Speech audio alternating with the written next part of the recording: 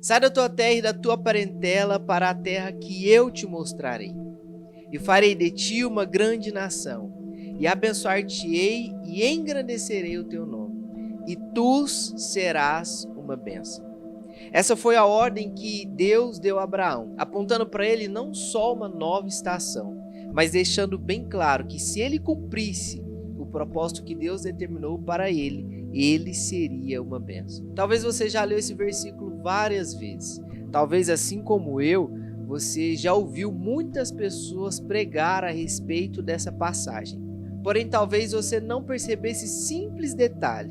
E tu serás uma bênção. E quando você será uma bênção? O texto é bem claro nessa parte. Abraão só se tornará uma bênção se antes ele cumprir o propósito que Deus determinou para ele. Aqui nós estamos lendo Gênesis capítulo 12, a partir do versículo 1 ali. Todos nós queremos ser e receber as bênçãos que Deus tem para nós. Na nossa primeira aula, nós falamos aqui que nos céus existe um documento que Deus escreveu e determinou a respeito da nossa vida. Ele está carregado de bênçãos, de vitórias e promessas prontos para serem derramados em nossa vida.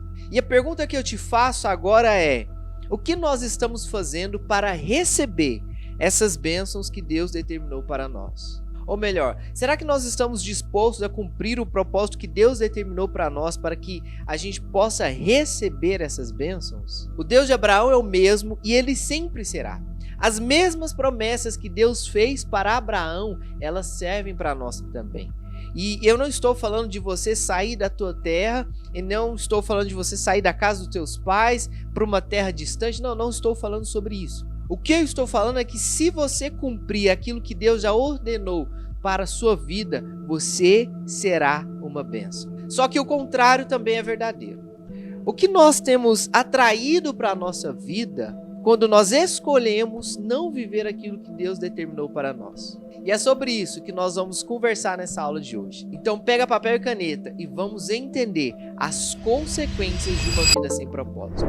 Seja muito bem-vindo, seja muito bem-vinda à Escola de Propósitos. Eu sou o Axel e antes da gente continuar a nossa aula de hoje, eu quero pedir para você já deixar o seu like nesse vídeo. Eu quero pedir para você já se inscrever no canal se você não for inscrito e ativar as notificações. Eu vou pedir para você fazer mais 2 ações, mas essa vai vir mais para o final do vídeo. Então guarde isso aí na sua cabeça, mais 2 ações que você precisa fazer, e só que vai ser mais no final do vídeo, certo? Então agora o que eu preciso? Curte esse vídeo, porque quando você curte esse vídeo, o YouTube vai entender que ele é relevante e ele começa a entregar para mais pessoas. Eu acredito que assim como eu, você não quer deixar que a palavra de Deus só fique com você.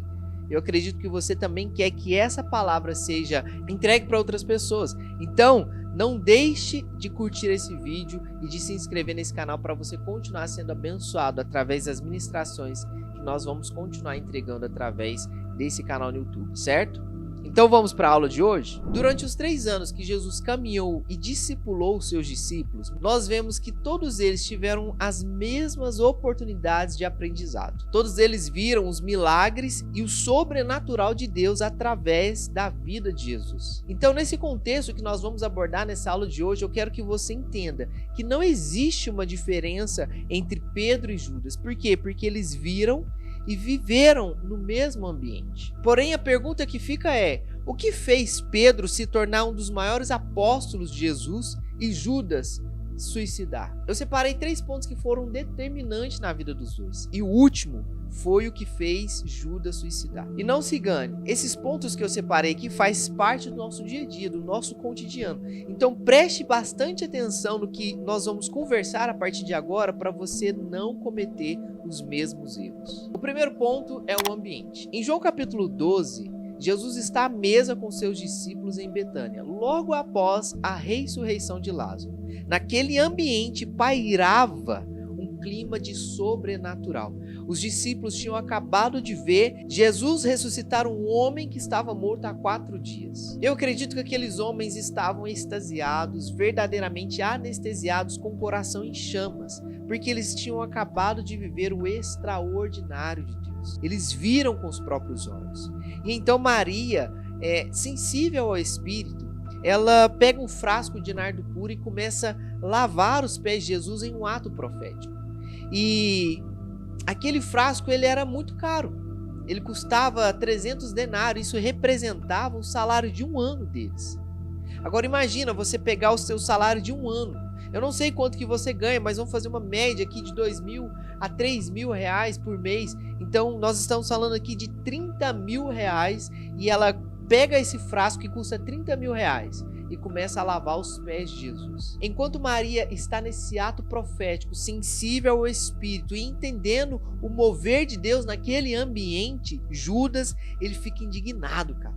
Ele fica indignado e ele começa a dizer que tudo isso que ela está fazendo é um desperdício, porque ela poderia ter vendido esse frasco e dado dinheiro aos pobres. E essa passagem ela vai nos ensinar duas coisas. A primeira é que não importa o ambiente a qual você está inserido, não importa se as pessoas ao seu redor estão vivendo o sobrenatural de Deus, se você não tiver uma vida de propósito, uma vida com propósito, nada ao seu redor vai fazer sentido. A segunda coisa que eu aprendo com esse texto é que uma vida sem propósito é uma vida apegada em bens materiais. Jesus nos ensina em Mateus capítulo 6 que nós precisamos buscar primeiro o reino de Deus e a sua justiça, e as outras coisas nos serão acrescentadas.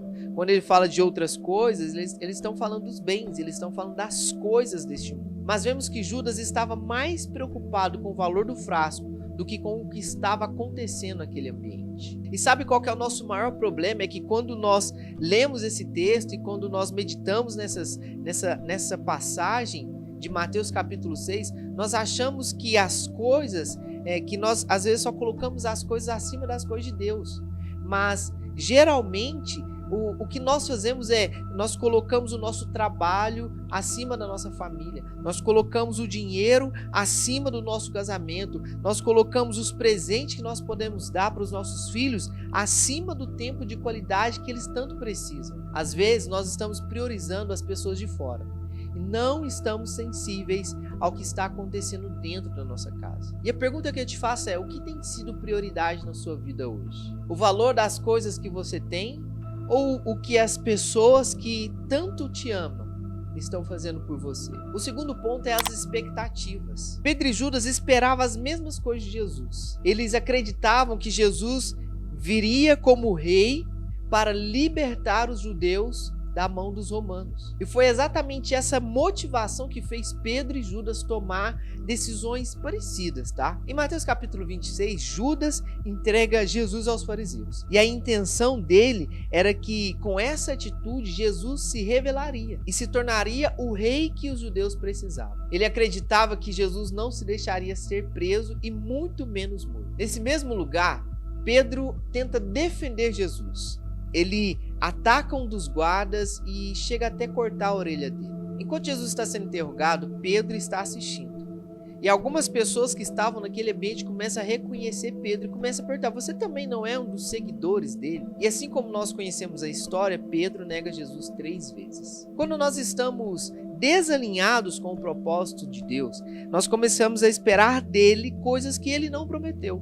E por não realizar, nós ficamos frustrados. E esse é um dos principais motivos que nos faz desviar do plano original de Deus para as nossas vidas. Elevamos as nossas expectativas a um nível que, quando elas não se cumprem, a primeira reação que nós temos é correr para longe da presença dele, assim como Pedro e Judas fizeram. Hoje no Brasil nós somos mais de 44 milhões de crentes, porém mais de 30% estão desviados. Isso representa mais de 16 milhões de pessoas que se consideram ex-crentes. Então, o que nós estamos fazendo para que a vontade de Deus se cumpra em nossa vida?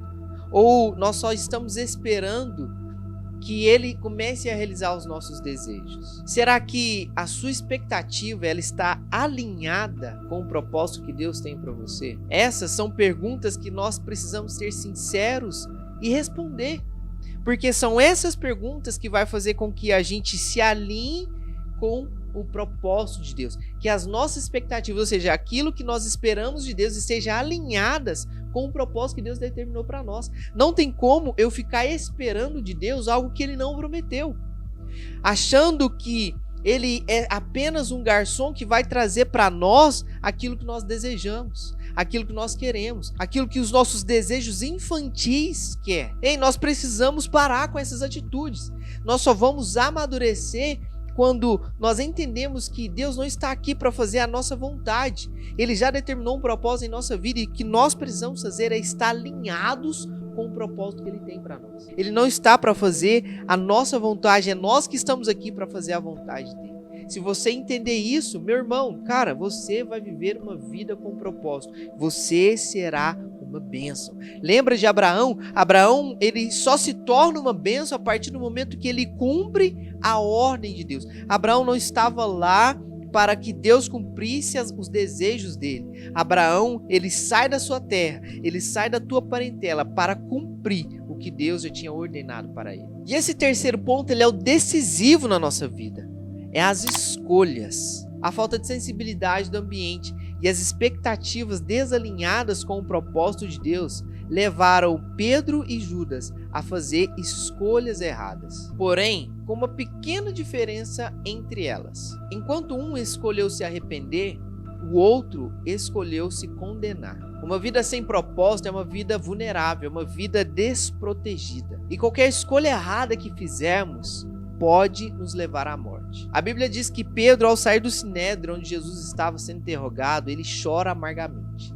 E sabe o que eu fico imaginando? A impressão que eu tenho é que enquanto Pedro está indo para sua casa, de volta para sua casa, ele começa a ter pensamentos e alguns desses pensamentos provavelmente eram pensamentos de morte também.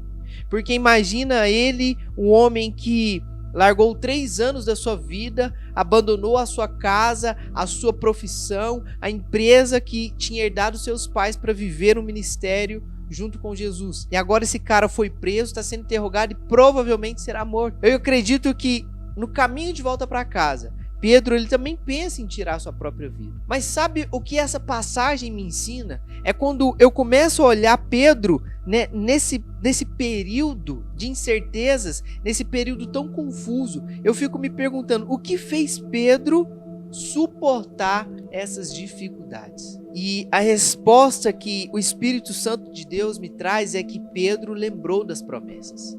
Pedro lembrou do propósito. Em João capítulo 16, Jesus vai nos dizer que o Espírito Santo nos convence do pecado, da justiça e do juízo. E em Tiago capítulo 4, a Bíblia diz que Deus é o único legislador e juiz. Somente Ele pode nos salvar ou destruir. Judas poderia ser perdoado. Judas não precisava ter tirado a sua própria vida. Porém, quando nós não lembramos das promessas, quando nós não lembramos do nosso propósito, nós começamos a acreditar que tudo aquilo que fizemos, que o nosso pecado ele não tem perdão. Nós começamos a acreditar que as pessoas ao nosso redor não vão nos aceitar de volta. Nós começamos a acreditar que não tem mais jeito, não tem mais saída. Mas deixa eu te falar uma coisa, preste bem atenção. Isso não é verdade. Essa é uma das coisas que o diabo começa a colocar em nosso coração para que nós possamos fazer algo parecido com o que Judas fez. Tirar a nossa própria vida.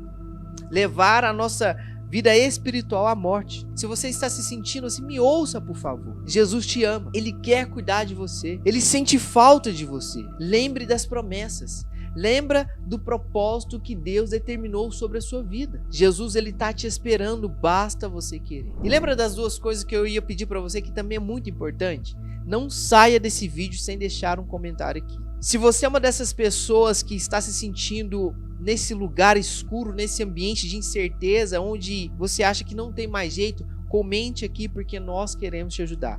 E se você já passou por esse ambiente, eu quero que você deixe o seu testemunho aqui também, porque o seu testemunho pode edificar a vida de alguém.